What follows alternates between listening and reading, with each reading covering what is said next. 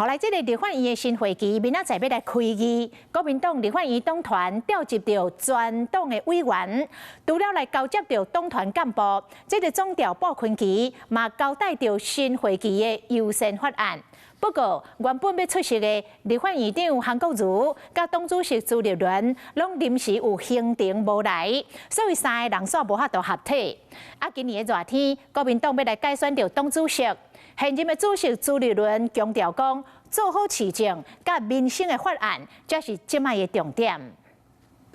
宽护新会期的书记长甲首席副书记长，国民党立院党团总调鲍坤奇大声动作，伫咧会期开始进前，调集全党的立委，交代新会期优先推动的法案。我们承担大任，人民的托付，我们会积极的进行所有有关民生相关的法案，我们不会惧怕赖清德总统、柯建铭总召所推动的大罢免。国民党团干部交接的重要日子，党编的好心情拢写伫咧面呢。不过原本按算出席致辞的立院龙头韩国瑜煞临时无来，这位摆伫咧正中央的党主席朱立伦嘛，因为出席的时间排无共，互那赢三个带头无缘伫咧镜头前坐做伙。不过讲到法案，原来讲共款，民生优先。我们今天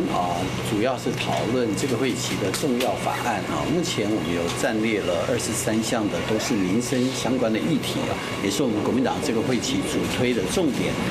讲到立院党内上下共一阵线，不过未来是向来带领党继续向前。毕竟党主席今年热天就要改选，台中市长罗秀燕的动作受到关注，尤其进前才表示讲有咧考虑，即马煞搁讲也未决定。这届出访日本嘛，互外界认为是为了争取党魁来补国际学分。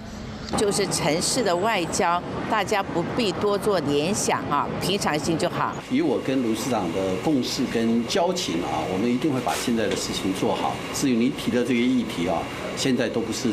重点，也不是我们关心的焦点。先专注伫咧当下，也未按算未来。朱罗两个人有共识，避免谣言来迫害那赢，真无简单的大团结。你好，我是宋彦明。想掌握最及时的新闻资讯吗？赶紧订阅、按赞、开启小铃铛，锁定华视新闻 YouTube 频道。